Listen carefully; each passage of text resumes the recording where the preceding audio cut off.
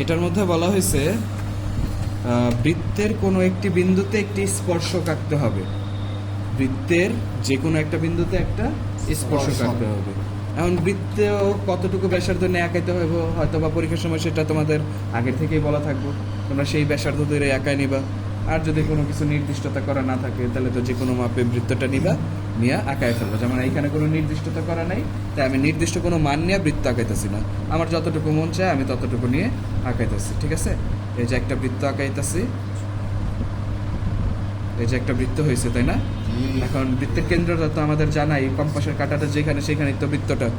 আচ্ছা, এখন এই কেন্দ্র থেকে আমি যে কোনো দিকে একটা দাগ দিব নিজের মন মতো। আমি তো নর্মালি দেখা যায় যে এই যে নিচের দিক বরাবর করে দাগ দিই,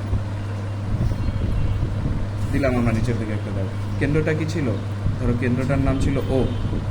এখন এই যে এই বিন্দুটা আছে না, যে এই রেখাটা এই বৃত্তটাকে যে বিন্দুতে ছেদ করছে, ওই বিন্দুতে আমি 5 চাপ আঁকাবো। মনে আছে বর্গাকারের সময় যে 5 চাপ আঁকাইছিলাম একই মাপে 5টা দাগ? তো এইখানেও সেম কাজ করব।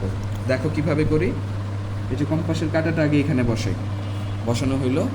আচ্ছা, বসানোর পরে এইখান থেকে আমি নিজের মন মতো ব্যাসার্ধ নিয়ে এই যে 1, ঠিক আছে, গুইনো কিন্তু সাথে সাথে 1, তারপরে এইখান থেকে 2, তারপর 2 যেই জায়গা থেকে হয়েছে ওই জায়গা থেকে 3 আর 4 দুইটাই আঁকাবো। এই যে এখান থেকে 3, এইখান থেকে আবার 4, ঠিক আছে। আর ওই যে 3 যে জায়গায় হয়েছিল ওই জায়গা থেকে 5, এই যে দেখো এইখান থেকে, ঠিক আছে, একটা সিরিয়াল। এখান থেকে আমরা আরও একটা চাপ আঁকায় ফেললাম, যেটা হলো 5 নম্বর চাপ। অর্থাৎ টোটাল চাপ আমাদের কয়টা? 5টা, একই মাপে 5টা।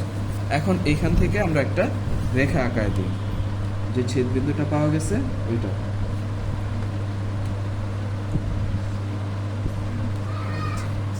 ব্যাস, আমাদের স্পর্শক হয়ে গেছে, শেষ।